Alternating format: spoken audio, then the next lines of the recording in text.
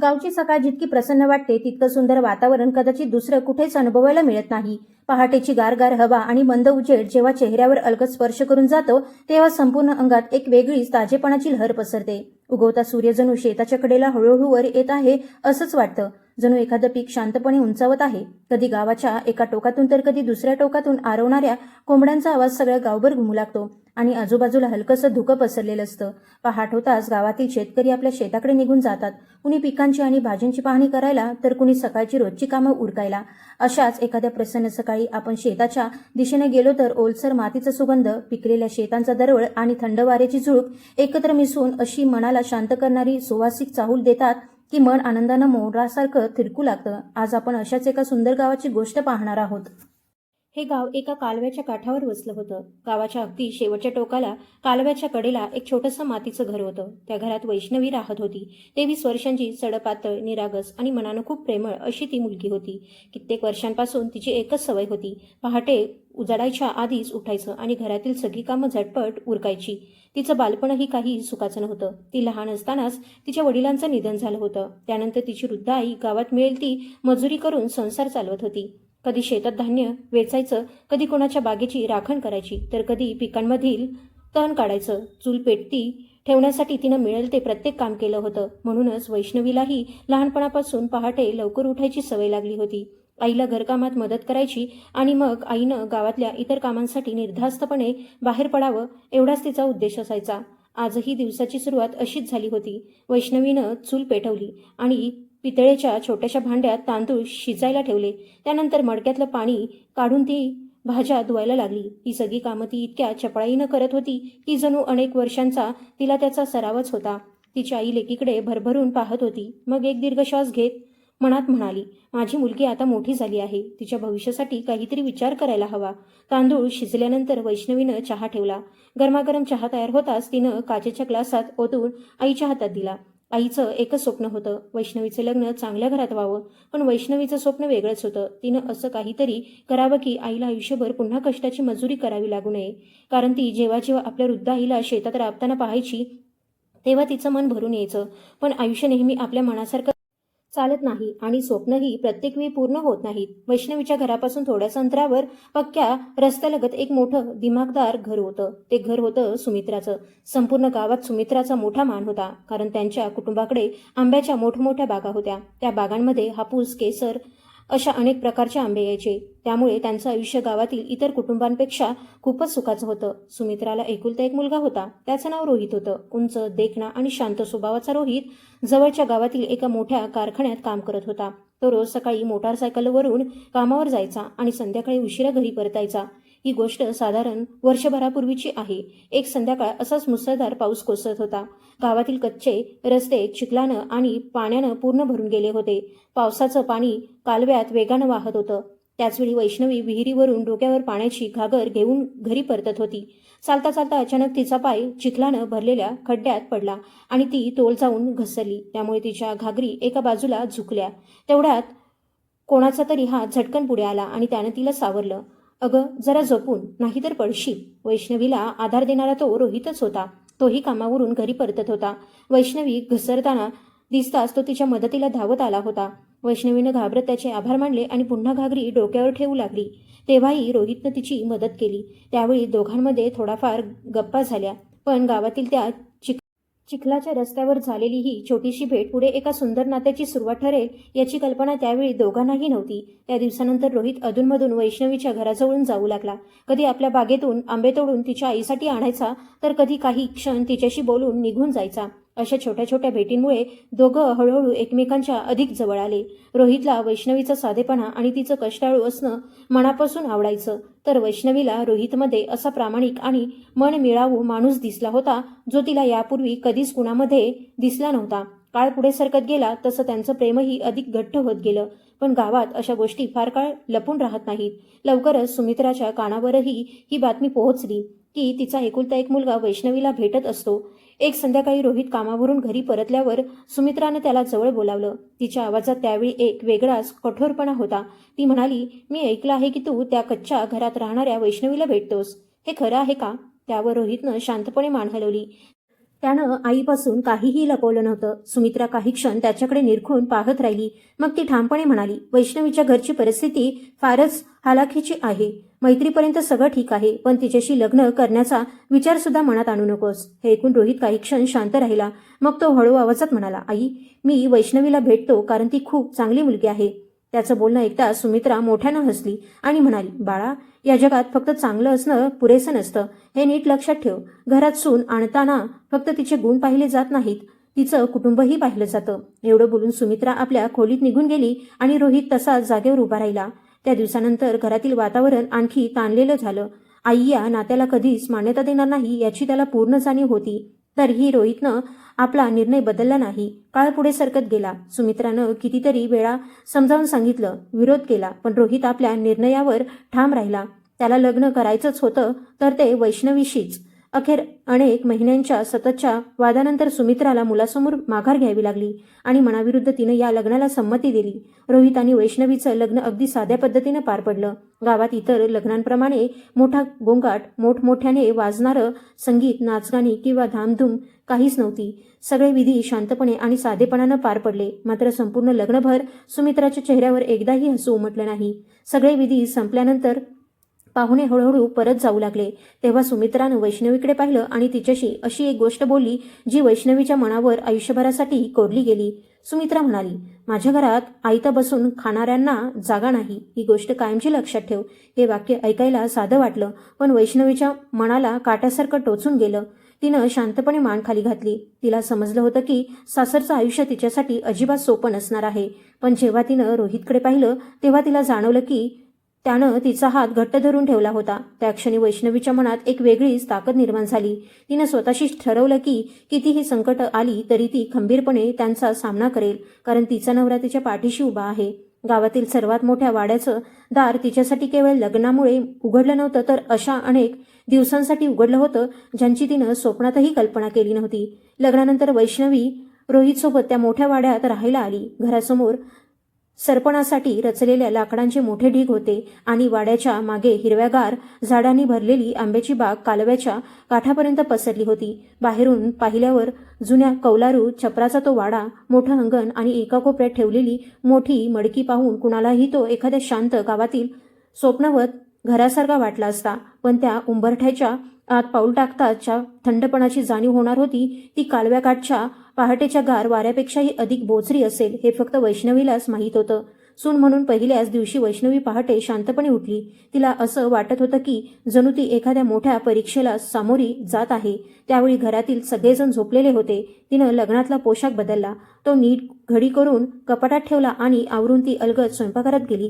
तिच्या मनात एकच विचार होता, मी या घरात नवी आहे, प्रत्येक काम मन लावून आणि नीट करायला हवं, म्हणजे कदाचित सासूबाईंचा राग कमी होईल. पण नाश्ता बनवण्यासाठी लागणारं सामान शोधत असतानाच तिच्या कानावर मागून सुमित्राचा कडक आवाज आला, इतक्या उशिरा उठणार असशील तर काम कधी करणार? हे ऐकताच वैष्णवी दचकली आणि मागे वळली. ती हळू आवाजात म्हणाली, आई, मला तर वाटलं मी लवकरच उठले. सुमित्रा स्वयंपाकघराच्या दाराशी पाटावर बसली होती. तिनं दोन्ही हातांची घडी घातली होती आणि तिची नजर वैष्णवीवर गेली होती. जणू ती तिच्या प्रत्येक हालचालीचं बारकाईनं निरीक्षण करत होती. ती कठोर आवाजात म्हणाली, या घरात तुझ्या मनाप्रमाणे काही चालणार नाही. आजपासून इथले सगळे नियम तुला नीट शिकावे लागतील. सकाळी 5 वाजेपर्यंत गरम पाणी आणि नाश्ता तयार झाला पाहिजे. अंगण स्वच्छ दिसलं पाहिजे. सूर्य उगवायच्या आधी बाहेरच्या सगळ्या कोंबड्यांना दाणाही टाकला पाहिजे. त्याशिवाय बागेचं कामही कुणी सांगायच्या आधी स्वतःहून समजून करायचं. तू या घरात सून म्हणून आली आहेस, आराम करायला नाही. तिचा प्रत्येक शब्द धारदार होता. आवाज फार मोठा नव्हता, पण प्रत्येक वाक्य मनाला खोलवर लागणारं होतं. वैष्णवी शांतपणे उभी राहिली. तिने दोन्ही हात घट्ट पकडून घेतले. तेवढ्यात रोहित खोलीतून बाहेर आला. बाहेरचं वातावरण पाहताच त्याला सगळा ताण जाणवला. त्यानं हसत वातावरण हलकं करण्याचा प्रयत्न केला. तो म्हणाला, अगं आई, आज तिचा पहिलाच दिवस आहे. वैष्णवी हळूहळू या घरातलं सगळं शिकून घेईल. सुमित्रानं मुलाकडे पाहिलं आणि म्हणाली, पहिलाच दिवस आहे म्हणून तर समजावते आहे. सुरुवातीलाच आळशीपणाची सवय लागली तर पुढे त्याचा त्रास कोणाला होणार? तिचं बोलणं वरवर साधं वाटत होतं, पण वैष्णवीला तेव्हाच समजलं होतं की या घरात तिला कधीच आपल्यातली व्यक्ती म्हणून स्वीकारलं जाणार नाही. तिनं मान खाली घालून हळू आवाजात म्हटलं, आई, मला सगळं समजलं. त्या सकाळपासून वैष्णवीच्या आयुष्यात एका नव्या प्रवासाची सुरुवात झाली. त्या आयुष्यासाठी ती अजून तयारच नव्हती. सर्वप्रथम तिला अंगण झाडून स्वच्छ करायचं होतं. सुमित्राच्या त्या मोठ्या वाड्याचं अंगण काही लहान नव्हतं. मुख्य दरवाजापासून फाटकापर्यंत मोठी मोकळी जागा होती. दोन्ही बाजूंना अनेक झाडझुडपं होती आणि ओसरीजवळ फुलांच्या कुंड्याही मांडलेल्या होत्या. रात्रीभर गळालेली पानं सगळीकडे विखुरलेली होती. समोरचं अंगण स्वच्छ करून झाल्यावर सुमित्रानं तिला मागच्या बाजूची सगळी पानं गोळा करायला सांगितलं. त्यानंतर कोंबड्यांच्या खुराड्याकडे जाणारी वाट साफ करायला लावली आणि रात्री गावातील भटक्या कुत्र्यांनी अंगणभर केलेले चिखलाचे डाग पाण्यानं धुवून काढायला सांगितलं. ही सगळी कामं संपेपर्यंत वैष्णवीला क्षणभरही उसंत मिळाली नाही, कारण तोपर्यंत स्वयंपाकाची वेळ झाली होती. वैष्णवीनं बनवलेलं जेवण सुमित्राला अजिबात आवडलं नाही. पहिला घास तोंडात टाकताच तिनं नाराजीचा चेहरा केला आणि म्हणाली, या भाजीत मीठ जास्त झालं आहे, मसालाही गरजेपेक्षा जास्त आहे आणि या पोळ्या बघ, नीट गोलसुद्धा झालेल्या नाहीत. इतकी वर्ष घरकाम करत आलीस तरी अजून स्वयंपाकही नीट शिकली नाहीस. असं बेचव जेवण कोण खाणार? हे ऐकून वैष्णवीचं मन खूप दुखावलं, पण तिनं एक शब्दही उच्चारला नाही. ती मनात म्हणाली, कदाचित आईचा स्वभावच असा असेल. मी आणखी मनापासून प्रयत्न करेन. हळूहळू सगळं ठीक होईल. पण गोष्ट फक्त स्वयंपाकापुरती मर्यादित नव्हती. नाश्ता झाल्यावर सुमित्रा तिला सोबत घेऊन संपूर्ण घरभर फिरली आणि मालकिणीच्या थाटात एकामागून एक काम सांगू लागली. हे मडके दिसतंय ना, ते रिकामं झालं की लगेच भरून ठेवायचं आणि रोज त्याची काळजी घ्यायची. ती घाणेरडी भांडी आहेत, ती चांगली घासून स्वच्छ करायची. वर माळ्यावर काही जुनी भांडी ठेवली आहेत, तीही घासून चकचकीत करायची. कपडे धुवायचे आहेत. बागेत काही फळं पडली आहेत, ती गोळा करून टोपलीत भरून आणायची. संध्याकाळी जनावरांसाठी चारा कापायचा आहे आणि स्वयंपाकघराच्या मागे कोठार आहे, तिथे बऱ्याच दिवसांपासून साफसफाई झालेली नाही, तेही पूर्ण स्वच्छ करायचं. वैष्णवी शांतपणे प्रत्येक गोष्ट ऐकत होती आणि जणू एखाद्या यंत्रासारखी सगळी कामं मनात साठवत होती. तिचा तो पहिलाच दिवस होता, पण एवढी कामं ऐकून तिचं डोकंच गरगरू लागलं. तिला अजून घर व्यवस्थित पाहायलाही वेळ मिळाला नव्हता. लग्नाचा थकवाही पूर्ण गेला नव्हता, पण एकाच वेळी इतकी कामं तिच्यावर टाकली गेली होती की जणू या घरात सून येण्याची अनेक वर्ष वाट पाहिली जात होती आणि आता घरातली सगळी कामं तिच्याकडूनच करून घ्यायची होती.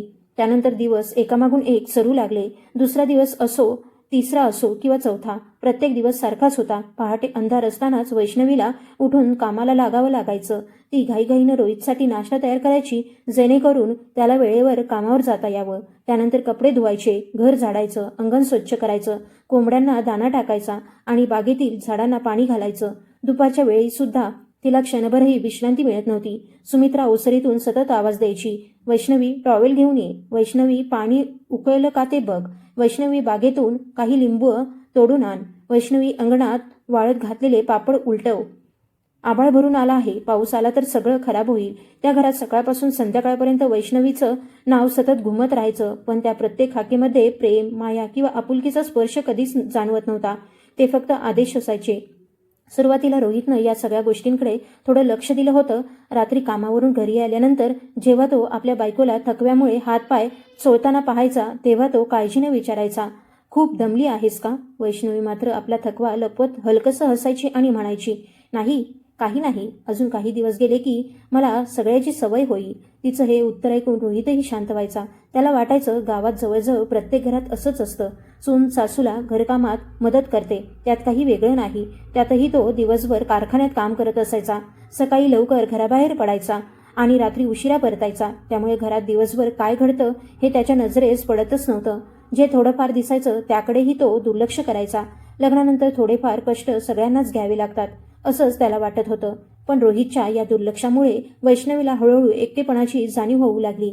एके दिवशी दुपारच्या वेळी प्रचंड ऊन पडलं होतं. कालव्याकडून येणाऱ्या वाऱ्यालाही तापलेल्या जमिनीची उष्णता कमी करता येत नव्हती. वैष्णवी अंगणात कपडे वाळत घालत होती. तेवढ्यात तिला अचानक भोवळ आली. ती जवळच्या खांबाचा आधार घेऊन काही क्षण श्वास सावरत उभी राहिली. इतक्या सुमित्रा तिथून जात होती. वैष्णवीला तशी उभी पाहताच तिचा चेहरा नाराजीनं भरून गेला. ती तिरस्कारानं म्हणाली, एवढंच काम केलं आणि दम लागला? आमच्या काळात आम्ही याच्या कितीतरी पटीने काम करायचो, तेव्हाही असा थकवा कधी जाणवला नाही. वैष्णवीनं घाईघाईनं उत्तर दिलं, आई, मी थकले नाही, फक्त थोडी भोवळ आली होती. हे ऐकताच सुमित्रा उपासानं हसली आणि म्हणाली, आजकालच्या मुलींना कामापेक्षा कारणं शोधायला जास्त आवडतं. थोडंसं काम पडलं की लगेच थकवा, भोवळ आणि नवनवीन युक्तिवाद. पुढे घरात अजून जबाबदाऱ्या वाढल्या तर मग काय करशील? सुमित्राचं ते बोलणं दिवसभर वैष्णवीच्या मनात घोळत राहिलं. तिच्या सासूला तिचा इतका राग का येतो हेच तिला समजत नव्हतं. जणू ती या घरात प्रेमानं संसार करायला आलेली नसून फक्त त्यांच्या संपत्तीवर डोळा ठेवून आली आहे अशीच वागणूक तिला मिळत होती. एक संध्याकाळी ती बागेत पडलेली फळं गोळा करून टोपलीत भरत होती. तेवढ्या शेजारच्या 2 बायका तिथून जाताना बागेजवळ थांबल्या आणि गप्पा मारू लागल्या. त्यांपैकी एकीनं विचारलं, सुमित्राताई, तुमची नवी सून तर खूप कष्टाळू दिसते. त्यावर सुमित्रानं क्षणाचाही विलंब न करता उत्तर दिलं, कष्ट करणार नाही तर काय? आयतं बसून खाणार का? गरीब घरातली आहे तर आपल्या परिस्थितीनुसार काम तर करावंच लागेल. वैष्णवी शांतपणे मान खाली घालून काम करत राहिली, पण तिच्या डोळ्यात पाणी तरळलं होतं. तिचे हात आता फळ उचलत नव्हते तर नकळत जमिनीवरची माती कुरतडत होते. तिला इतकीही हिंमत झाली नाही की तिनं वर पाहावं, कारण तिनं चेहरा वर केला असता तर तिचे पाणावलेले डोळे सगळ्यांना दिसले असते. त्या संध्याकाळी रोहित कामावरून घरी परतल्यावर वैष्णवीनं मनाशी ठरवलं होतं की आज सगळं खरं खरं त्याला सांगायचं. पण रोहितचा थकलेला चेहरा पाहून ती गप्प बसली. त्याच्या अंगातून घामाचा आणि दिवसभराच्या कष्टांचा वास येत होता. तिला वाटलं आपण काही बोललो तर त्याला असं वाटेल की मी क्षुल्लक गोष्टींचा उगाच बाऊ करते आहे, त्यामुळे घरातला ताण आणखी वाढेल. तिच्या मनात अजूनही एक आशा जिवंत होती. ती मनापासून काम करत राहिली, कुठलीही तक्रार केली नाही, सगळं शांतपणे सहन केलं तर कधीतरी सुमित्राचं मन बदलेल. पण ती आशा पूर्ण होण्याआधीच आणखी एक प्रसंग तिच्या आयुष्यात आला. त्या दिवशी सुमित्राच्या एका दूरच्या नात्यातील नातेवाईकांकडे काही कार्यक्रम होता. सकाळपासूनच तिनं वैष्णवीला तयार व्हायला सांगितलं. वैष्णवीला वाटलं आज पहिल्यांदाच रोहितच्या नातेवाईकांना भेटायला मिळणार, त्यामुळे अनेक दिवसांनी तिच्या चेहऱ्यावर हलकंसं समाधान आणि आनंद उमटला होता. तिनं तिची सर्वात सुंदर बनारसी साडी नेसली, केसांचा नीट अंबाडा घातला आणि तिच्या आईनं काही दिवसांपूर्वी स्वतःच्या हातानं बनवून पाठवलेले थोडेसे गोड पदार्थही एका टोपलीत नीट भरून घेतले. ते सगळे नातेवाईकांच्या घरी पोहोचले तेव्हा अंगणात बरीच माणसं जमली होती. रोहित आणि वैष्णवीला पाहताच काही बायका त्यांच्याकडे वळून पाहू लागल्या. त्यापैकी एकीनं हसत विचारलं, हीच का तुमची नवी सून? वैष्णवी वडीलधाऱ्यांना नमस्कार करण्यासाठी वाकली. तेवढ्या सुमित्रा म्हणाली, हो, गरीब घरातली आहे पण काम मात्र खूप छान करते. सगळ्यांसमोर झालेली ही ओळख वैष्णवीच्या मनाला चांगलीच लागली. त्या एका वाक्यानं तिच्या स्वाभिमानावर खोल घाव बसला. सकाळपासून संध्याकाळपर्यंत तिला कुणासोबत निवांत बसून 2 शब्द बोलायलाही वेळ मिळाला नाही. सुमित्रानं तिला स्वयंपाकघरात भाज्या चिरणं, भांडी घासणं, सगळ्यांना जेवण वाढणं आणि जेवण झाल्यावर टेबल आवरणं अशा कामात सतत गुंतवून ठेवलं. बाहेरून पाहणाऱ्यांना कदाचित वाटलं असेल की घरची सून म्हणून ती मदत करत आहे, पण प्रत्यक्षात सून असूनही तिची वागणूक घरातील मोलकरणीपेक्षाही वेगळी नव्हती. परत निघेपर्यंत संध्याकाळ झाली होती. आजूबाजूला बेडकांचे आवाज घुमू लागले होते. रोहित मोटारसायकल चालवत होता आणि वैष्णवी मागे बसली होती. तिच्या हातांनी नकळत साडीच्या पदराचं टोक पुन्हा पुन्हा बोटांमध्ये गुंडाळलं होतं. थंड वारा तिच्या चेहऱ्यावर येत होता, पण मन मात्र फारच जड झालं होतं. घरी पोहोचताच सुमित्रा गाडीवरून उतरली आणि म्हणाली, उद्या सकाळी जरा लवकर उठ. आज बाहेर गेलो म्हणून बागेची साफसफाई झाली नाही. छोट्या गटारीही तुंबल्या असतील आणि झाडांच्या मुळाशी पाणी साचलं असेल. वैष्णवीनं हळू आवाजात फक्त एवढंच म्हटलं, ठीक आहे. त्यापुढे बोलायची ताकदच तिच्यात उरली नव्हती. त्या रात्री रोहित गाढ झोपला होता, पण वैष्णवी मात्र डोळे उघडे ठेवून छताकडे पाहत पडून होती. खिडकी बाहेर झाडांची पानं वाऱ्यानं सळसळत होती आणि दूर कालव्याजवळ कुठल्या तरी इंजिनाचा मंद आवाज ऐकू येत होता. तिला तिचं छोटंसं मातीचं घर आठवत होतं. आईसोबत कांदा आणि भाकरी खाऊनही किती आनंदानं दिवस जगायचे हे तिच्या डोळ्यांसमोर उभं राहिलं. आज ती एवढ्या मोठ्या आणि सुखसोयी असलेल्या वाड्यात राहत होती, तरी स्वतःला ती पूर्णपणे एकटी आणि दुःखी वाटत होती. तिनं स्वतःलाच प्रश्न केला, लग्नाला अजून काहीच दिवस झाले आणि मी इतकी थकून गेले आहे, तर पुढचं आयुष्य कसं जाणार? दुसरीकडे बाहेरच्या खोलीत सुमित्रा अजून जागीच होती. पिवळसर दिव्याच्या प्रकाशात ती घरखर्चाचा हिशेब करत बसली होती. तिच्या मनात नव्या सुनेबद्दल माया, प्रेम किंवा आपुलकीचा लवलेशही नव्हता. तिच्यासाठी वैष्णवी ही घरात प्रेमानं आलेली मुलगी नव्हती, तर कायम आपल्या ताब्यात ठेवायची व्यक्ती होती. तिच्या मनात सतत वैष्णवीला तिची गरिबी आणि तिची परिस्थिती आठवण करून द्यायचीच भावना होती. वैष्णवीला मात्र अजूनही याची कल्पनाही नव्हती की ती जे काही सहन करत आहे तो फक्त काही दिवसांचा त्रास नसून तिच्या आयुष्याची ही केवळ सुरुवात आहे. त्या दिवसात वैष्णवी स्वतःलाच धीर देत राहिली. ती मनाशी म्हणायची, मी या घरात नवी आहे म्हणून आईंना अजून माझी सवय झालेली नाही.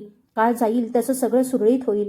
पण तिला माहीत नव्हतं की तिचा संयम आणि सहनशीलता सुमित्राचं मन मऊ करण्याऐवजी तिला आणखी कठोर बनवत होती. लग्नाच्या दुसऱ्याच आठवड्यापासून घरातील जवळजवळ सगळी कामं वैष्णवीच्या खांद्यावर आली. सुमित्रानं मात्र स्वतःकडे फक्त एकच काम ठेवलं होतं, सतत तिच्या चुका काढणं, तिला अडवणं, टोचून बोलणं आणि प्रत्येक गोष्टीवर आदेश देणं. ती प्रत्येक क्षणी वैष्णवीवर हुकूम गाजवत होती, जणू ती या घरची सून नसून प्रत्येक लहान मोठं काम करण्यासाठी आणलेली नोकरच होती. एवढी कामं करूनही तिला निवांत बसून पोटभर जेवायलाही वेळ मिळत नव्हता, ना स्वतःकडे लक्ष द्यायला क्षणभराची उसंत मिळत होती.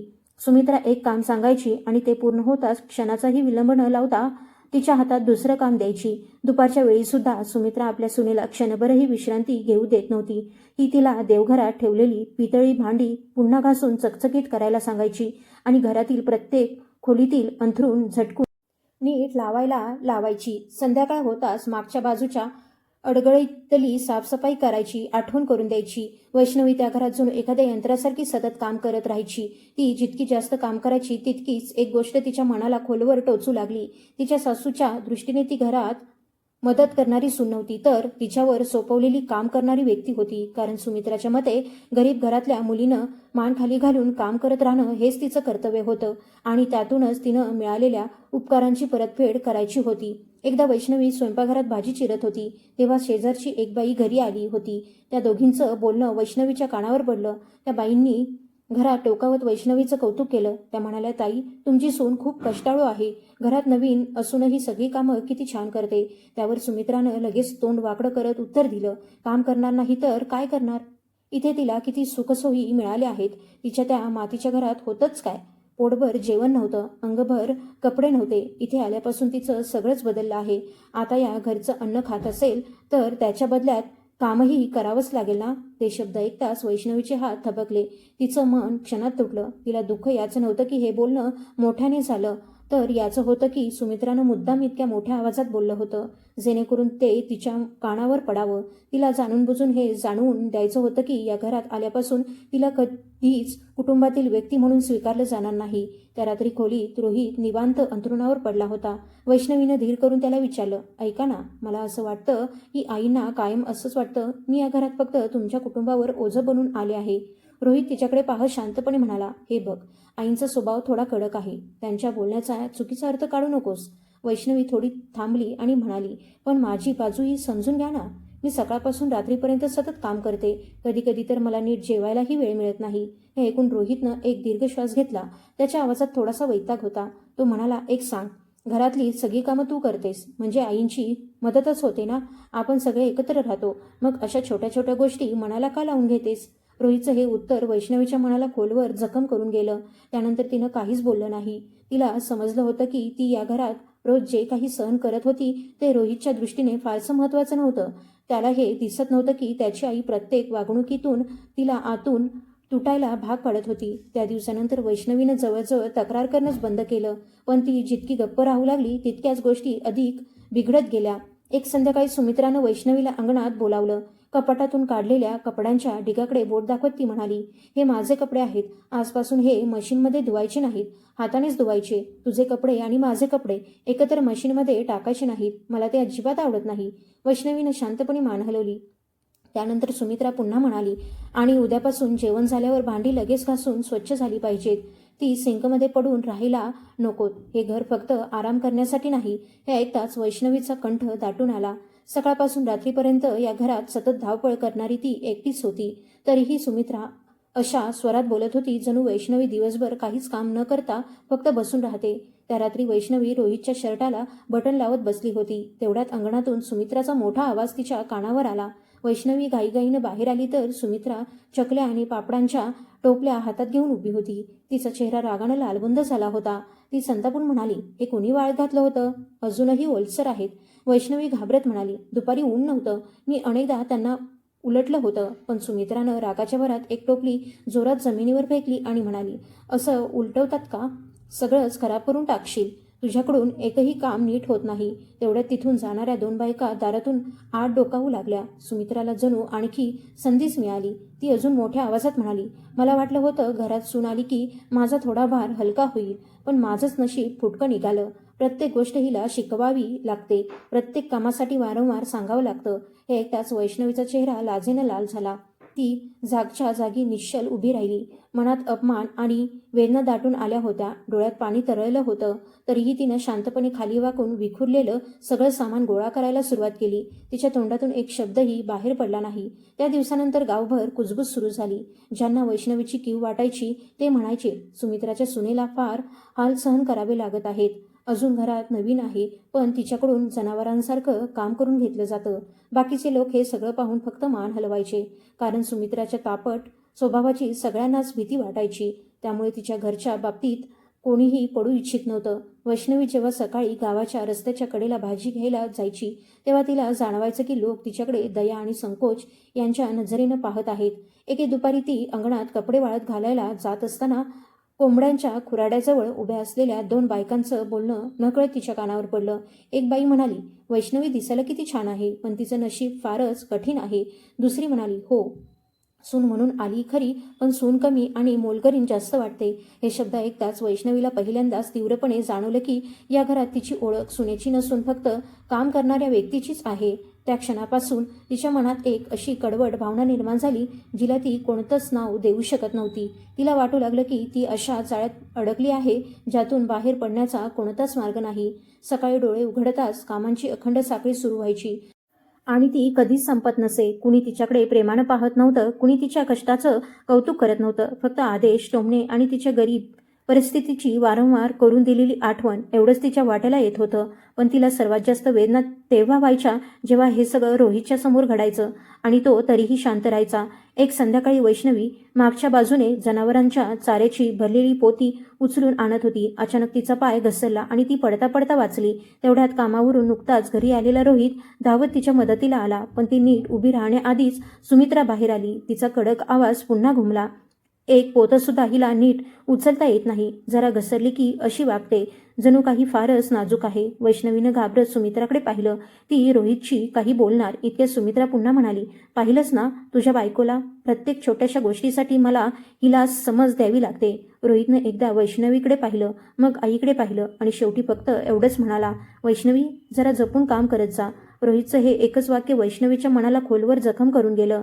ज्या माणसावर तिनं सर्वाधिक प्रेम केलं, ज्याच्यावर तिनं पूर्ण विश्वास ठेवला, तो इतकं सगळं पाहूनही आज आपल्या आईच्याच बाजूने उभा होता. कदाचित रोहित मनानं वाईट नव्हता, पण त्याचं मौनही वैष्णवीसाठी अन्यायापेक्षा कमी नव्हतं. या सगळ्या प्रसंगातून वैष्णवीला एक गोष्ट स्पष्टपणे समजली, आयुष्यात काही माणसं स्वतः आपल्या मनाला जखम करत नाहीत, पण इतरांना तसं करून देतात. त्या रात्री गावात अचानक मुसळधार पाऊस सुरू झाला. वाऱ्याचे जोरदार झोत दाराच्या फटीतून घरात शिरत होते. त्यांच्यासोबत ओल्या मातीचा सुगंध आणि बागेत साचलेल्या ओल्या पानांचा मंद वासही आत येत होता. वैष्णवी अंथरुणावर पडून पावसाचा आवाज ऐकत होती. तिचं मन मात्र पूर्णपणे अस्वस्थ झालं होतं. तिला लग्नाचा पहिला दिवस आठवला. त्यावेळी तिला पूर्ण खात्री होती की आपण चांगली, समजूतदार आणि सुसंस्कृत सून म्हणून वागलो तर सुमित्राचं मन नक्की बदलेल. पण आता तिचा तो विश्वास हळूहळू ढासू लागला होता.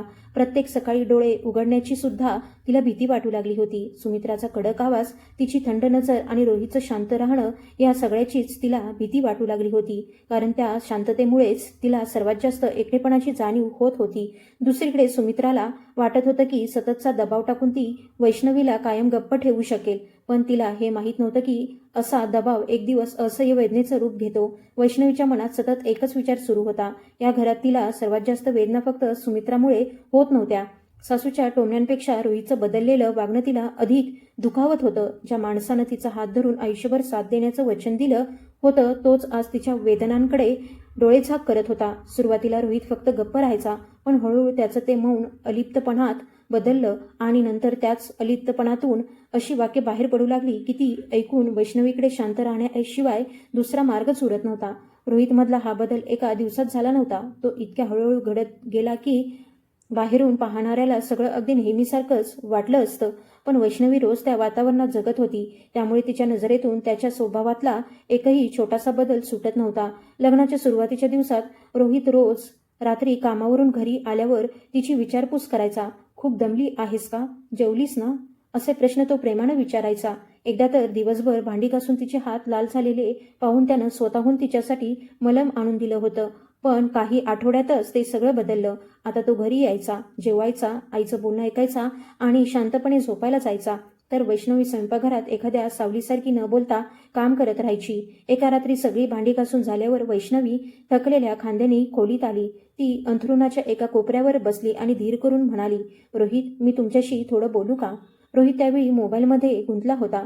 तिच्याकडे नीट न पाहताच तो म्हणाला, बोल. वैष्णवीनं पुन्हा धीर गोळा केला आणि म्हणाली, मला असं वाटतं की आई आता घरातली प्रत्येक लहान मोठी कामं माझ्याकडूनच करून घेतात. मला कष्ट करायला काहीच हरकत नाही, पण कधी कधी असं वाटतं की मी या घरातलीच नाही.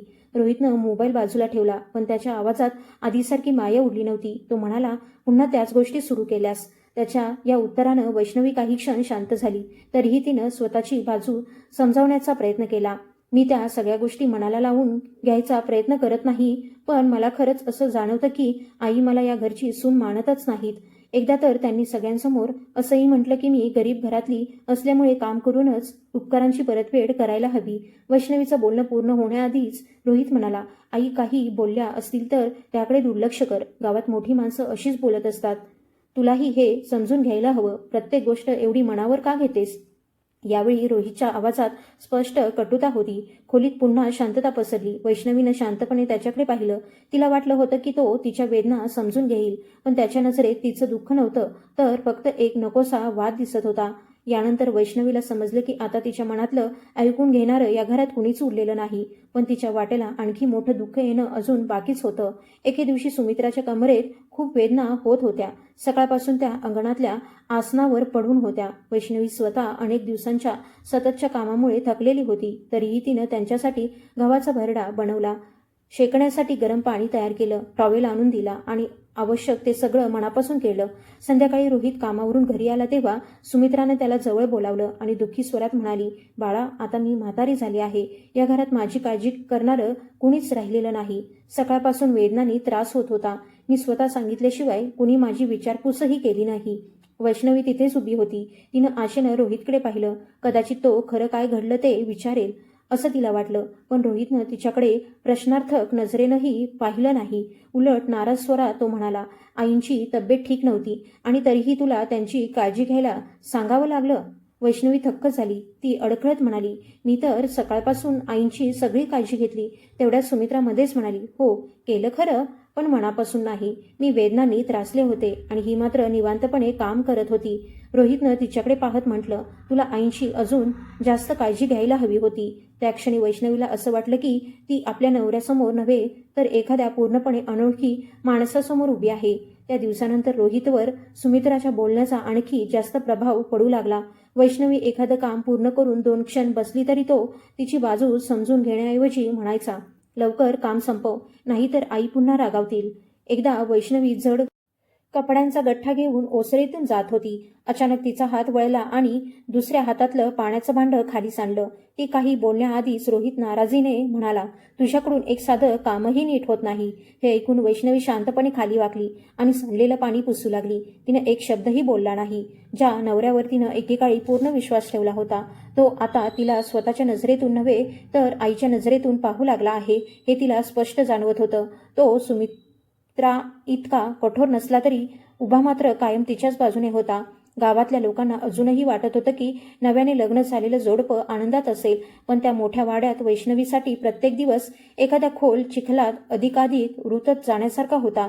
ती संसार टिकवण्यासाठी जितका प्रयत्न करत होती तितकीच आतून तुटत चालली होती. दुसऱ्या दिवशी संध्याकाळी वैष्णवी बाहेरची कामं आटोपून घरात येत होती. तेवढ्यात तिनं सुमित्राचा आवाज ऐकला. त्या रोहितला म्हणत होत्या, बाळा, मी तुला आधीच सांगितलं होतं, घर सांभाळणारी आणि समजूतदार मुलगी सून म्हणून आणायला हवी. प्रत्येक गोष्टीचं दुःख मनाला लावणारी सून असेल तर घरात शांतता कशी राहणार? वैष्णवी दारामागेच थांबली. तिच्या छातीत धडधड वाढली. काही क्षणांनी तिनं रोहितचं उत्तरही ऐकलं. त्याचा आवाज मंद होता, पण तिच्या कानांपर्यंत स्पष्ट पोहोचला. तो म्हणाला, हो आई, मलाही आता असंच वाटतं. वैष्णवी अलीकडे प्रत्येक गोष्टीचा जास्तच विचार करते. रोहितच्या त्या एका वाक्यानं वैष्णवीचं मन पूर्णपणे कोसळलं. आजवर तिनं गिळून टाकलेले अश्रू, शांतपणे सहन केलेले अपमान आणि प्रत्येक वेळी फक्त नवऱ्यानं आपल्याला समजून घ्यावं ही मनातली छोटीशी अपेक्षा, या सगळ्याचं एका क्षणात मोल शून्य झालं. रोहितच्या दृष्टीने ती फक्त विनाकारण जास्त विचार करणारी स्त्री होती. त्या रात्री वैष्णवी भिंतीकडे तोंड करून शांत पडून राहिली. तिनं काहीच बोललं नाही. रोहितनंही काही विचारलं नाही. त्या खोलीत फक्त पंख्याचा आवाज घुमत होता आणि दोघांच्या मनात निर्माण झालेलं अंतर प्रत्येक क्षणागणिक आणखी वाढत होतं.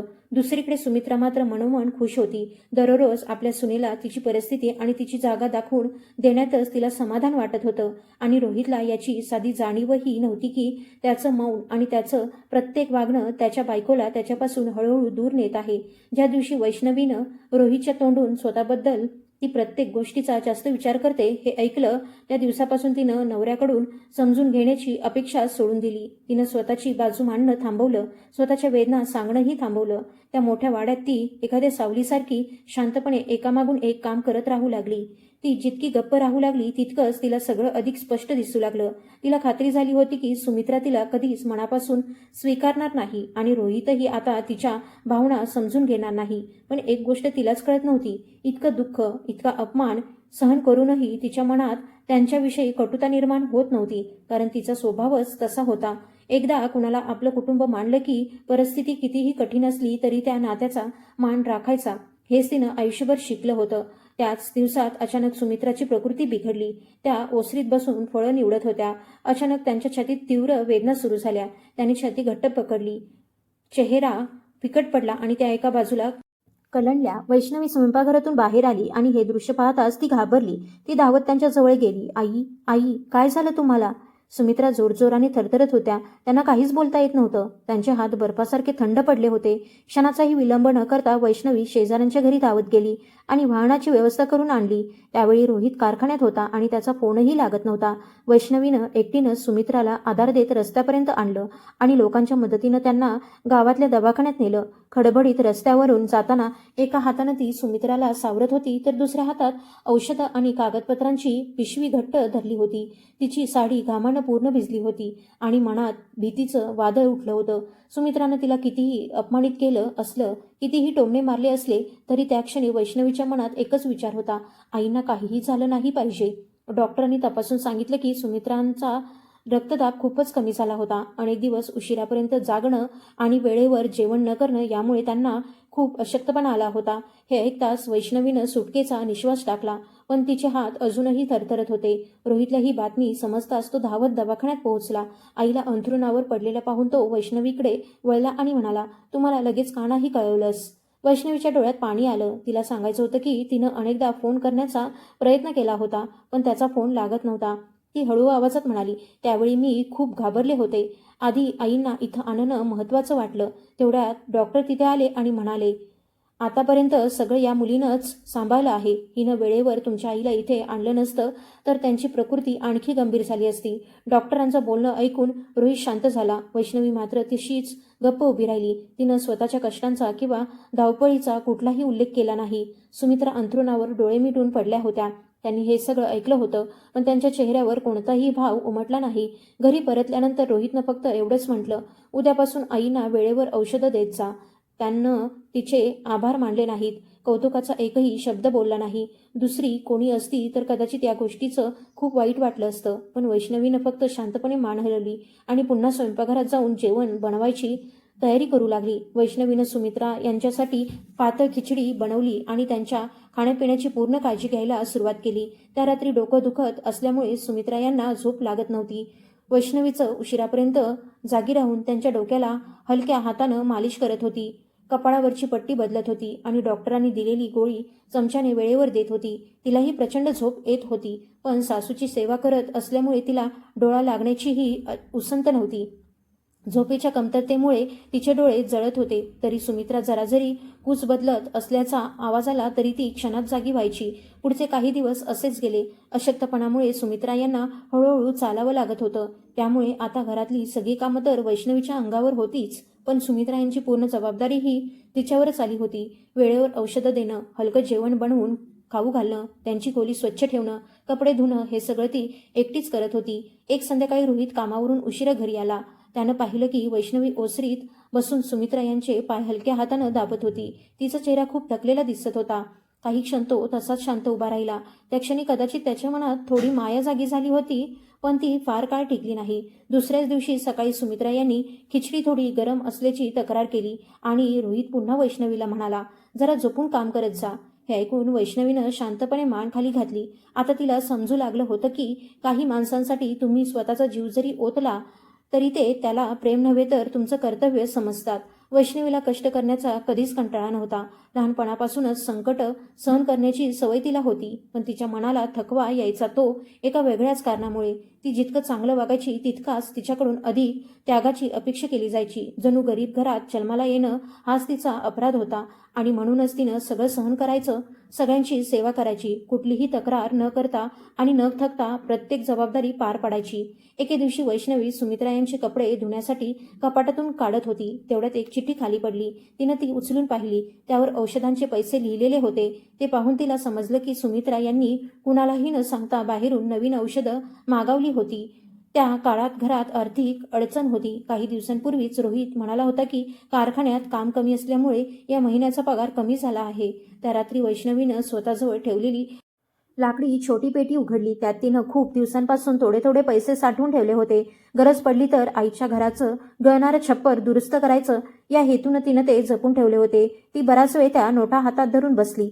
शेवटी तिनं ते पैसे रोहितच्या हातात ठेवले आणि शांतपणे म्हणाली, हे ठेवा. आईंसाठी औषधं आणा. त्यांच्या औषधांमध्ये कोणतीही कमतरता राहायला नको. रोहित आश्चर्यचकित झाला. तो म्हणाला, तुझ्याकडे इतके पैसे कुठून आले? वैष्णवी फक्त एवढंच म्हणाली, हे मी खूप आधीपासून साठवून ठेवले होते. रोहितनं तिच्याकडे बारकाईनं पाहिलं.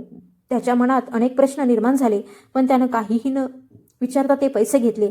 त्या रात्री वैष्णवीचं मन खूप भरून आलं होतं. तिला तिच्या आईचं मातीचं छोटंसं घर आठवलं आणि आईनं दिलेली शिकवणही आठवली. बाळा, आयुष्यात कितीही संकटं आली तरी नेहमी चांगल्या मार्गानं चालायचं. मनात कधीही वाईट विचार आणायचा नाही. त्या शिकवणीनंच तिला आजपर्यंत योग्य मार्गावर टिकवून ठेवलं होतं. पण तिला हे माहीत नव्हतं की एवढा त्याग करूनही सुमित्रा यांचं मन बदलणार नव्हतं. उलट त्यांच्या मनात वैष्णवीबद्दलची कटुता तशीच कायम राहणार होती. सुमित्रा यांची तब्येत सुधारू लागल्यानंतर आणि औषधोपचार सुरू झाल्यावर घरात थोडी शांतता येईल अशी एक क्षीण आशा निर्माण झाली होती. पण प्रत्यक्षात त्या घराचं आयुष्य आता आणखी एका कठीण आणि जड वळणावर पोहोचणार होतं.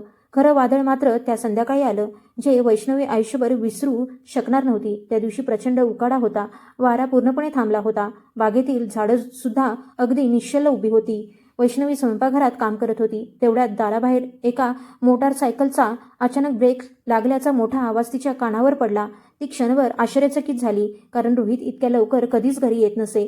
ती ओसरीत आली आणि तिनं रोहितकडे पाहताच काहीतरी गंभीर घडलं आहे हे तिच्या लक्षात आलं. त्याचा चेहरा फिकट पडला होता. शर्ट घामानं पूर्ण भिजला होता आणि डोळ्यात स्पष्ट भीती दिसत होती. वैष्णवी लगेच पुढे आली आणि काळजीनं विचारलं, आज इतक्या लवकर कसे आलात? असं म्हणत तिनं त्याच्या हातातून पिशवी घेतली. रोहित काहीच बोलला नाही. तो जाऊन खुर्चीवर बसला आणि दोन्ही हातांनी डोकं धरून बसून राहिला. काही वेळानं त्यानं भरून आलेल्या आवाजात म्हटलं, कारखाना बंद झाला. हे ऐकताच वैष्णवीला मोठा धक्का बसला. ती घाबरत म्हणाली, बंद झाला म्हणजे काय? रोहितनं खोल श्वास घेतला आणि म्हणाला, कारखान्याच्या मालकाचं मोठं आर्थिक नुकसान झालं. त्यामुळे त्यानं सगळ्या कामगारांना कामावरून कमी केलं. हे ऐकताच घरभर शांतता पसरली. गावातल्या कोणत्याही कुटुंबासाठी नोकरी जाणं म्हणजे घराच्या उत्पन्नाचा मुख्य आधारच निघून जाणं होतं. बागेतील फळांच्या विक्रीतून फक्त किरकोळ खर्च भागत होता. घराचा उरलेला सगळा खर्च रोहितच्या पगारावरच चालत होता. वैष्णवी काही बोलणार इतक्या सुमित्रा खोलीतून बाहेर आल्या. त्या म्हणाल्या, काय झालं? काय बोलताय तुम्ही? त्यांनी रोहितचा उतरलेला चेहरा पाहिला आणि काळजीनं विचारलं. रोहितनं हळूहळू सगळी गोष्ट सांगितली. तो बोलत असताना सुमित्रा यांच्या चेहऱ्यावरचे भाव बदलत गेले. पण त्यानंतर त्यांनी जे बोललं त्याची कल्पनाही वैष्णवीनं कधी केली नव्हती. त्या संतापानं तिच्याकडे वळल्या. त्यांच्या डोळ्यात प्रचंड राग होता. त्या म्हणाल्या, मी तुला कित्येक दिवसांपासून सांगत होते की वैष्णवी या घरात आल्यापासून आपल्या घरावर संकटांची सावली पडली आहे. हे ऐकून वैष्णवी स्तब्ध झाली.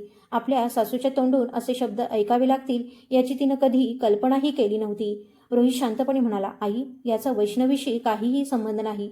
पण त्याच्या आवाजात ठामपणा नव्हता. सुमित्रा यांनी लगेच त्याचं बोलणं तोडलं. त्या वैष्णवीकडे बोट दाखवत म्हणाल्या, कसा संबंध नाही? ही घरात आल्यापासून मी सतत आजारी पडते आहे. आता तुझी नोकरीही गेली. याआधी आपल्या घरावर असे दिवस कधीच आले नव्हते. वैष्णवीच्या डोळ्यात अश्रू दाटून आले. इतक्या मोठ्या संकटासाठीही तिलाच दोष दिला जाईल असं तिला स्वप्नातही वाटलं नव्हतं. ती हळू आवाजात म्हणाली, यात माझी काय चूक आहे? पण सुमित्रा काहीही ऐकून घ्यायच्या मनस्थितीत नव्हत्या. त्या रागानं म्हणाल्या, तुझी चूक आहे की नाही यानं आता काही फरक पडत नाही. जे व्हायचं होतं ते झालंच ना. एवढं बोलून त्या आत निघून गेल्या. ओसरीत फक्त रोहित आणि वैष्णवी उरले. वैष्णवीनं आशेनं रोहितकडे पाहिलं. कदाचित तो तिला धीर देईल असं तिला वाटलं. पण रोहितनं फक्त एक दीर्घ श्वास घेतला आणि म्हणाला, आईंच्या बोलण्याकडे लक्ष देऊ नकोस. या शब्दांनी वैष्णवीला मुळीच आधार मिळाला नाही. कारण तिला माहीत होतं की रोहित स्वतःही मोठ्या संकटात होता. पुढचे काही दिवस घरातलं वातावरण आणखी गंभीर झालं. रोहित नवीन नोकरीच्या शोधात रोज सकाळी लवकर बाहेर पडायचा आणि रात्री उशिरा घरी यायचा. पण त्या छोट्याशा गावात कामाच्या संधी फारच कमी होत्या. तो प्रत्येक वेळी थकलेल्या चेहऱ्यानं घरी परतला की सुमित्रा दीर्घ श्वास घेत म्हणायच्या, आपलं घर किती सुखी होतं. पण अचानक कोणाची तरी वाईट नजर लागली आणि त्याचवेळी त्या वैष्णवीकडे रोखून पाहायच्या. त्या नजरेतून वैष्णवीला स्पष्ट समजायचं की त्या या सगळ्या संकटाचं मूळ कारण तिलाच मानत आहेत. त्या दिवसांमध्ये सुमित्रा यांचं वागणं आणखी कठोर झालं. त्या फक्त तिच्याकडून काम करून घेत नव्हत्या, तर सतत टोचून बोलतही होत्या. आणि एक दिवस त्यांनी असं काही बोललं की ते ऐकून वैष्णवीचं हृदय अक्षरशः सुन्न झालं. मग वैष्णवीला काही दिवसांसाठी माहेरी पाठवलं तर? सुमित्रा यांच्या या शब्दांनी वैष्णवीच्या हातातलं पोळीचा घास तसाच थांबला. रोहितनंही आश्चर्याने मान वर केली आणि म्हणाला, आई तुम्ही हे काय बोलताय? सुमित्रा अगदी शांतपणे म्हणाल्या, घरात आधीच इतक्या अडचणी आहेत. एक माणूस कमी झाला तर खर्चाचं थोडं ओझं तरी हलकं होईल. हे ऐकताच वैष्णवीच्या मनाला प्रचंड वेदना झाल्या. तिने या घरासाठी मनापासून सगळं करण्याचा प्रयत्न केला होता. सासू आजारी असताना रात्रंदिवस त्यांची सेवा केली होती. स्वतःच्या साठवलेल्या पैशांतून त्यांच्या औषधांची सोय केली होती. घरातलं प्रत्येक काम कोणतीही तक्रार न करता केलं होतं. पण शेवटी तिलाच या घरावरचं ओझं समजलं जात होतं. सुमित्रा पुढे म्हणाल्या, कदाचित ही घरातून गेली तर या घरावरचं संकटही तिच्याबरोबर निघून जाईल. त्या शब्दानंतर घरात पुन्हा शांतता पसरली. वैष्णवीला असं वाटलं जणू तिला या घरातून हाकलून दिलं जात आहे. ज्या घराला तिनं एवढ्या दिवसांपासून आपलं मानून जपण्याचा प्रयत्न केला होता, त्याच घरात तिच्यासाठी जागाच उरली नव्हती. तिनं रोहितकडे पाहिलं. आता तरी तो तिच्या बाजूने काही बोलेल अशी तिची शेवटची आशा होती. पण तो पुन्हा शांतच राहिला. त्याचं ते मौनच एका अशा निर्णयाची चाहूल देत होतं ज्यामुळे वैष्णवीचं आयुष्य पूर्णपणे वेगळ्या वळणावर जाणार होतं. रात्र गडद झाली होती. मोठा वाडा अंधारात बुडाला होता. बाहेर किड्यांचे आणि बेडकांचे आवाज घुमत होते. वैष्णवी अंथरुणाच्या एका कोपऱ्यात एकटी बसली होती. या घरात सून म्हणून पाऊल ठेवल्यापासून आजपर्यंतचा प्रत्येक क्षण तिच्या डोळ्यांसमोर उभा राहिला. रोजचे टोमणे, अखंड कामाचा भार, प्रत्येक गोष्टीतला अपमान, आजारी सासूची केलेली मनापासून सेवा आणि त्या बदल्यात कौतुकाचा एक शब्दही न मिळणं. पण या सगळ्यापेक्षाही जास्त वेदना तिला त्या गोष्टीची होत होती की तिच्या स्वतःच्या नवऱ्यानंच तिच्याकडे संशय आणि उदासीनतेच्या नजरेनं पाहायला सुरुवात केली होती. थोड्या वेळानं रोहित खोलीत आला. तो शांतपणे म्हणाला, आईंच्या बोलण्याचं एवढं मनावर घेऊ नकोस. वैष्णवीनं हलकसं दुःखी हसू आणलं आणि म्हणाली, आता मला त्यांच्या बोलण्याचं वाईट वाटत नाही. रोहित आश्चर्याने तिच्याकडे पाहू लागला. ती पुढे म्हणाली, आता मला वाटतं माझं या घरात राहणंच निरर्थक झालं आहे. रोहितनं कपाळावर आठे आणले आणि म्हणाला, वैष्णवी तू पुन्हा चुकीचा विचार करते आहेस. हे ऐकताच तिच्या मनातलं शेवटचं काहीतरी तुटलं. ती रडली नाही. तिनं कोणतीही तक्रार केली नाही. फक्त इतकंच विचारलं, जर आज आईनी खरंच मला या घरातून जायला सांगितलं तर तुम्ही मला थांबवलं असतं का? खोलीत पुन्हा शांतता पसरली. छतावर फिरणाऱ्या पंख्याचा आवाज स्पष्ट ऐकू येत होता. रोहितनं नजर दुसरीकडे वळवली. तो काही क्षण काहीच बोलला नाही. शेवटी हळू आवाजात म्हणाला, घरात सध्या खूप अडचणी आहेत. तू काही दिवस माहेरी गेलीस तर कदाचित तेच योग्य ठरेल. त्या एका वाक्यानं वैष्णवी पूर्णपणे तुटून गेली. तिचे डोळे उघडे होते, पण त्यातून एकही अश्रू बाहेर आला नाही. ज्या माणसानं एकेकाळी तिच्यावर प्रेम व्यक्त केलं होतं, लग्नाच्या वेळी तिचा हात धरून आयुष्यभर साथ देण्याची शपथ घेतली होती, त्यानं शेवटी स्वतःसाठी सर्वात सोपा मार्ग निवडला. त्यानं तिला थांबवलं नाही. बाहेर अचानक वारा जोरात वाहू लागला. अंगणातल्या झाडांच्या पानांची सळसळ सुरू झाली. आकाश काळ्या ढगांनी भरून गेलं होतं. पाऊस कधीही सुरू होईल असं वातावरण झालं होतं. वैष्णवी शांतपणे उठली. तिनं लाकडी कपाट उघडलं आणि काही कपडे काढून जुन्या कापडी पिशवीत ठेवले. तिनं फारसं काही घेतलं नाही, कारण तिच्याकडे घेऊन जाण्यासारखं होतंच काय. ती पिशवीत ठेवत असलेली प्रत्येक वस्तू हलकी होती, पण तिच्या मनावरचं ओझं मात्र असह्य झालं होतं. रोहित तिथेच बसून तिच्याकडे सामान आवरताना पाहत होता. त्याला काहीतरी बोलायचं होतं, पण तो तरीही शांतच राहिला.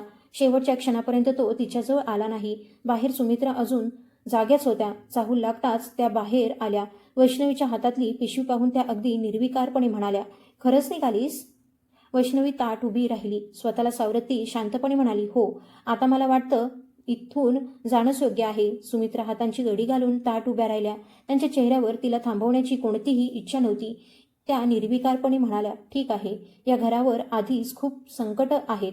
प्रत्येकजण आपापल्या घरी गेला तर घराचं ओझंही कमी होईल. सुमित्रा यांच्या त्या शब्दांनी वैष्णवीच्या मनात उरलेला शेवटचा आधारही तुटून गेला.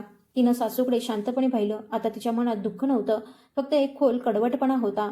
ज्या स्त्रीसाठी तिने इतकं केलं, तिची मनापासून सेवा केली, तिच्यासाठी स्वतःच्या सुखाचा त्याग केला, ती स्त्री शेवटी तिला या घरातून निघून जावं एवढंच इच्छित होती. बाहेर पावसाचा जोर वाढला होता. गारवा अधिकच जाणवत होता. अशा रात्री प्रत्येकाला आपल्या घरात सुरक्षित राहावंसं वाटतं, पण वैष्णवीसाठी ते घर आता घर राहिलंच नव्हतं. तिनं शांतपणे आपल्या जुन्या चपला घातल्या, कापडी पिशवी हातात घेतली आणि सरळ दरवाजाकडे चालू लागली. रोहित जवळून जाताना ती क्षणभर थांबली. तिच्या मनात अजूनही एक क्षीण आशा होती. कदाचित तो तिचा हात धरून थांबवेल, कदाचित जाऊ नकोस एवढं तरी म्हणेल. पण तसं काहीच घडलं नाही. रोहित फक्त तिच्याकडे पाहत राहिला. त्याच्या डोळ्यात संभ्रम होता, पण त्याचे पाय जागेवरच केले होते. तो एक पाऊलही पुढे आला नाही. त्याचं ते मौन आणि तीच दुविधा वैष्णवीसाठी शेवटचं उत्तर ठरली. घराबाहेर पडताच पावसाच्या धारा तिच्या अंगावर कोसळू लागल्या. दारासमोरचा कच्चा रस्ता आधीच चिखलानं भरला होता, आता तो आणखी घसरडा झाला होता. तरीही वैष्णवी सावकाश पण ठाम पावलांनी पुढेच चालत राहिली. तिनं एकदाही मागे वळून पाहिलं नाही. घराच्या मागच्या बाजूने दिव्यांचा प्रकाश अजूनही दिसत होता, पण तिच्या मागून कुणीच आलं नाही. गल्लीतल्या वळणावर तिला एक वयोवृद्ध शेजारी भेटले. ते आपल्या शेळ्या पावसापासून वाचाव्यात म्हणून छपराखाली बांधत होते. पावसात भिजत हातात पिशवी घेऊन चाललेल्या वैष्णवीला पाहून ते चकित झाले. ते म्हणाले, अगं बाळा, एवढ्या रात्री आणि एवढ्या पावसात कुठे निघालीस? वैष्णवीनं मनातलं दुःख लपवत ओठांवर हलकंसं हसू आणलं आणि म्हणाली, आईकडे काही दिवस राहायला चालले आहे. त्या वृद्धांनी तिच्याकडे निरखून पाहिलं. मग सुमित्रा यांच्या घराकडे नजर टाकली, जिथून अजूनही दिव्यांचा प्रकाश दिसत होता. त्यांनी पुढे काहीच विचारलं नाही, पण त्यांच्या डोळ्यात वैष्णवीबद्दलची करुणा स्पष्ट दिसत होती. त्यांनी भिंतींवर टांगलेली स्वतःची जुनी शाल काढली आणि तिच्या हातात देत म्हणाले, हे घे बाळा, पाऊस खूप वाढलाय. ते पाहताच वैष्णवीच्या डोळ्यात पाणी आलं. एक परका माणूस तिची काळजी करत होता आणि तिची स्वतःची माणसं मात्र दगडासारखी कठोर झाली होती. तिनं त्यांचे मनापासून आभार मानले आणि पुन्हा चालू लागली. तिच्या आईचं घर फार दूर नव्हतं, पण त्या रात्री तो रस्ता तिला कधीच संपणार नाही असंच वाटत होता. चिखल तिच्या कपड्यांवर उडत होता. वाऱ्यासोबत येणाऱ्या पावसाच्या धारांचा प्रत्येक फटका तिच्या चेहऱ्यावर चापकासारखा बसत होता. अनेकदा तिचा तोल जाऊ लागला, पण प्रत्येक वेळी ती स्वतःला सावरत पुन्हा पुढे चालू लागली. ती असं करत होती कारण ती खूप धाडसी होती म्हणून नव्हे, किंवा तिला वेदना होत नव्हत्या म्हणून नव्हे, तर तिला माहीत होतं की जर ती मागे वळली तर पुन्हा त्याच घरात जावं लागेल, जिथे तिची ओळख सुनेपेक्षा फक्त काम करणाऱ्या मोलकरणीचीच होती. अखेर वैष्णवी आईच्या घरी पोहोचली. दार उघडताच तिच्या आईनं मुलीला पूर्ण भिजलेल्या अवस्थेत पाहिलं आणि त्या घाबरून गेल्या. त्यांनी तिला लगेच आत ओढलं आणि काळजीने विचारलं, अगं बाळा, एवढ्या रात्री कशी आलीस? सगळं ठीक आहे ना? एवढंच ऐकताच वैष्णवीचा धीर पूर्णपणे सुटला. अनेक महिन्यांचं दडपलेलं दुःख, सतत सहन केलेला अपमान आणि मनात साचलेल्या वेदना एका क्षणात अश्रूंमधून बाहेर पडल्या. ती आईच्या गळ्यात पडून रडू लागली. इतकी रडली की तिचं संपूर्ण शरीर थरथर कापू लागलं. तिच्या आईनं काहीच विचारलं नाही. त्यांनी फक्त मुलीच्या पाठीवरून प्रेमानं हात फिरवला. त्यांच्या डोळ्यातही अश्रू दाटले होते. त्या हळू आवाजात म्हणाल्या, काळजी करू नकोस बाळा, आता तू तुझ्या आईजवळ आली आहेस. मी आहे ना तुझ्यासोबत. हे शब्द कानावर पडताच वैष्णवीला असं वाटलं जणू कुणीतरी तिला एका अंधाऱ्या गुदमरवणाऱ्या कैदेतून बाहेर काढून सुरक्षित कुशीत घेतलं आहे. त्या रात्री अनेक महिन्यानंतर वैष्णवी अशा ठिकाणी झोपली जिथे घर लहान होतं, गरिबी होती, पण तिच्या मनाला खऱ्या अर्थानं शांतता मिळाली. दुसरीकडे त्या मोठ्या वाड्यात वैष्णवी गेल्यानंतर सगळं पूर्वीसारखं शांत होतं. सुमित्रा यांनी दार बंद केलं आणि निर्धास्तपणे झोपायला गेल्या. जणू त्यांच्या खांद्यावरचं एखादं मोठं ओझं उतरलं होतं. रोहित मात्र खोलीत एकटाच बसून राहिला. जिथे एकेकाळी वैष्णवी झोपायची त्या रिकाम्या जागेकडे तो बराच वेळ पाहत राहिला. घर रिकामं रिकामं वाटत होतं, तरीही त्यानं स्वतःची समजूत काढली. काही दिवस माहेरी राहू दे, सगळं शांत झाले की पुढे पाहू. पण त्याला याची कल्पनाही नव्हती की त्या रात्री त्याच्या मौनानं वैष्णवीला त्याच्या आयुष्यातून इतकं दूर नेलं होतं की ती दरी भरून काढणं आता सोपं राहणार नव्हतं. त्याला अजिबात जाणवलं नव्हतं की वैष्णवी घर सोडून गेल्यानंतर त्यांच्या संसारात सगळंच बदलून जाणार होतं. कारण काही माणसं आपल्या जवळ असताना त्यांची किंमत आपल्याला कळत नाही, पण ती दूर गेल्यावर समजतं की ती शांतपणे आपल्यासाठी किती काही सहन करत होती आणि आपल्या आयुष्याचा किती मोठा आधार होती. वैष्णवीलाही पुढे काय होणार आहे याची काहीच कल्पना नव्हती, पण तिनं मनाशी एक ठाम निर्णय घेतला होता. ती आता त्या घरात पुन्हा कधीच सावलीसारखी जगायलाच परतणार नव्हती. सुमित्रा यांना मात्र वाटत होतं की आता घरात सगळं सुरळीत आणि सहज होईल. पण काहीच दिवसात त्या मोठ्या वाड्यात अशा अडचणी सुरू झाल्या ज्या याआधी कधीच आल्या नव्हत्या. पूर्वी रोज पहाटे वैष्णवी उठायची, चूल पेटवायची, स्वयंपाक करायची, घर झाडून स्वच्छ करायची आणि प्रत्येक काम वेळेवर पूर्ण करायची. पण ती गेल्यानंतर स्वयंपाकघरातली चूलही थंड पडली होती. सुमित्रा यांना इतके दिवस सेवा करून घेण्याची सवय झाली होती. आता त्या स्वतः सकाळपासून काम करत राहायच्या, तरीही एकही काम वेळेवर पूर्ण होत नव्हतं. एकदा तर त्या कोंबड्यांना दाणाही द्यायला विसरल्या. त्यांचा खुरडाही घाणीनं भरून गेला होता. अंगणभर अस्वच्छता पसरली होती. बागेचीही पूर्वीसारखी निगा राखली जात नव्हती. सुरुवातीचे काही दिवस सुमित्रा सतत पुटपुटत राहिल्या, एवढंसं काम आहे तरी माझ्याकडून होत नाही. पण काही दिवसांनी त्यांच्याही लक्षात आलं की ही सगळी छोटी मोठी कामं आधी वैष्णवी करत होती. म्हणूनच घरातलं प्रत्येक काम वेळेवर आणि सुरळीत व्हायचं. रोहित अजूनही नोकरीच्या शोधात रोज भटकत होता, पण त्याला कुठेच काम मिळत नव्हतं. संध्याकाळी तो घरी परतायचा आणि विस्कटलेलं अंगण, अस्ताव्यस्त घर आणि कसाबसा तयार केलेला साधा स्वयंपाक पाहिला की त्याच्या डोळ्यांसमोर वैष्णवी असतानाचे दिवस उभे राहायचे. तेव्हा त्याला जाणवू लागलं की तिच्या उपस्थितीत हे घर नेहमी किती स्वच्छ, नीटनेटके आणि शांत असायचं. एके दिवशी सुमित्रा अंगणात येत असताना त्यांचा पाय घसरला आणि त्या खाली पडल्या. यावेळी त्यांना सावरण्यासाठी वैष्णवी नव्हती. रोहित धावत आला आणि त्यानं त्यांना उचलून बसवलं. त्या क्षणी त्याला तो दिवस आठवला जेव्हा आई आजारी पडल्या होत्या आणि वैष्णवीनं एकटीनंच त्यांना दवाखान्यात नेलं होतं. पण त्या घटनेचा सुमित्रा यांनी कधी साधा उल्लेखही केला नव्हता. त्यांनी एक दीर्घ श्वास घेतला आणि हळूच म्हटलं, कोणी मदत करणारं असतं तर बरं झालं असतं. हे ऐकून रोहितच्या मनाला खोलवर वेदना झाल्या. असेच 3 महिने निघून गेले. एके दिवशी रोहित कामाच्या शोधात जवळच्या गावात गेला होता. रस्त्याच्या कडेला असलेल्या काही खानावळींच्या बाजूने तो चालत होता. तेवढ्यात त्याची नजर एका गजबजलेल्या खानावळीवर पडली. तिथे ग्राहकांची मोठी गर्दी होती. गरमागरम जेवणाचा सुगंध सगळीकडे दरवळत होता. तो उत्सुकतेनं पुढे सरकला, पण अचानक त्याची पावलं जागच्या जागी थबकली. कारण काउंटरच्या मागे उभी राहून हसत मुखानं ग्राहकांना गरमागरम जेवण वाढणारी मुलगी दुसरी कोणी नसून वैष्णवीच होती. पण आता वैष्णवी पूर्णपणे बदललेली दिसत होती. तिनं स्वच्छ आणि नीटनेटके कपडे घातले होते, केस व्यवस्थित बांधले होते आणि तिच्या चेहऱ्यावर एक वेगळी चमक आणि आत्मविश्वास स्पष्ट दिसत होता. खानावळीत ग्राहकांची सतत वर्दळ सुरू होती, तरीही वैष्णवी न थकता हसत मुखानं प्रत्येकाची मनापासून सेवा करत होती. तेवढ्यात एका ग्राहकानं मोठ्याने हाक मारली, वैष्णवी ताई, तुमच्या हातच्या जेवणाची चवच वेगळी आहे. हे एक शब्द ऐकताच रोहित स्तब्ध झाला. तो जिथे उभा होता तिथेच खिळून राहिला. तिच्याजवळ जाण्याचं धाडसही त्याला होत नव्हतं. त्या क्षणी त्याला समजलं की तो जसा समजत होता तशी वैष्णवी तुटून पडली नव्हती. उलट ती आधीपेक्षाही अधिक सक्षम झाली होती आणि स्वतःच्या कष्टावर आनंदानं आयुष्य उभं करत होती. काही वेळानं वैष्णवीची नजर रोहितवर पडली. ती क्षणभर थांबली आणि मग शांतपणे बाहेर आली. ती म्हणाली, रोहितची. तिचा आवाज शांत, स्थिर आणि आत्मविश्वासानं भरलेला होता. पूर्वीसारखी भीती किंवा संकोच त्यात नव्हता. मात्र रोहित गोंधळला. तो अडखळत म्हणाला, मी ऐकलं की तू स्वतःची खानावळ सुरू केली आहेस. वैष्णवीनं हलकसं मान डोलावली आणि म्हणाली, हो, छोटीशी खानावळ सुरू केली आहे. दोघे काही क्षण एकमेकांकडे शांतपणे पाहत राहिले. रोहितनं गर्दीनं भरलेल्या खानावळीकडे पाहिलं आणि म्हणाला, तू एवढं मोठं पाऊल उचलशील असं मी कधीच विचार केला नव्हता. वैष्णवी हलकसं हसली आणि म्हणाली, जगायचं असेल तर धाडस करावंच लागतं. स्वतःवर विश्वास ठेवला की मार्ग आपोआप सापडतो. तिचं हे साधंसं उत्तर रोहितच्या मनाला खोलवर भिडलं. त्या रात्री घरी गेल्यावर त्यानं वैष्णवीची भेट झाल्याचं सुमित्रा यांना सांगितलं. सुरुवातीला त्यांना विश्वासच बसला नाही की वैष्णवी स्वतःच्या हिमतीवर खानावळ चालवत आहे. पण काही दिवसांनी गावातल्या अनेक स्त्रिया तिच्याबद्दल बोलताना त्यांनी स्वतः ऐकलं. सगळे म्हणत होते की वैष्णवीच्या खानावळीत नेहमीच ग्राहकांची गर्दी असते, कारण तिच्या हातच्या जेवणाला अप्रतिम चव आहे आणि ती अतिशय माफक दरात जेवण देते. हे ऐकल्यावर सुमित्रा बराच वेळ निशब्द बसून राहिल्या. त्यांच्या डोळ्यांसमोर एकामागून एक सगळ्या आठवणी उभ्या राहिल्या. घरातला स्वयंपाक, स्वच्छता, प्रत्येकाची काळजी, आजारपणात केलेली सेवा, स्वतःचे साठवलेले पैसे खर्च करून आणलेली औषधं. आतापर्यंत त्या या सगळ्याला वैष्णवीचं कर्तव्य समजत होत्या, पण आता पहिल्यांदाच त्यांना जाणवलं की त्या किती चुकीच्या होत्या. एक संध्याकाळी रोहितनं वैष्णवीला भेटायचं ठरवलं. तो खानावळीत पोहोचला तेव्हा तिथे नेहमीप्रमाणे ग्राहकांची मोठी गर्दी होती. थोडी वर्दळ कमी झाल्यावर तो तिच्याजवळ गेला आणि हळू आवाजात म्हणाला, मला तुझ्याशी थोडं बोलायचं आहे. वैष्णवीनं शांतपणे त्याच्याकडे पाहिलं आणि म्हणाली, बोला. रोहितनं मान खाली घातली आणि थरथरत्या आवाजात म्हणाला, मला माफ कर. हे ऐकून वैष्णवी क्षणभर शांत राहिली. मग ती अतिशय संयमानं म्हणाली, तुम्ही माझी माफी मागण्याची गरज नाही. तिचं उत्तर ऐकून रोहित आश्चर्याने तिच्याकडे पाहू लागला. वैष्णवी पुढे म्हणाली, माझ्यासोबत जे काही घडलं त्यानं मला आयुष्याचा खरा अर्थ शिकवला.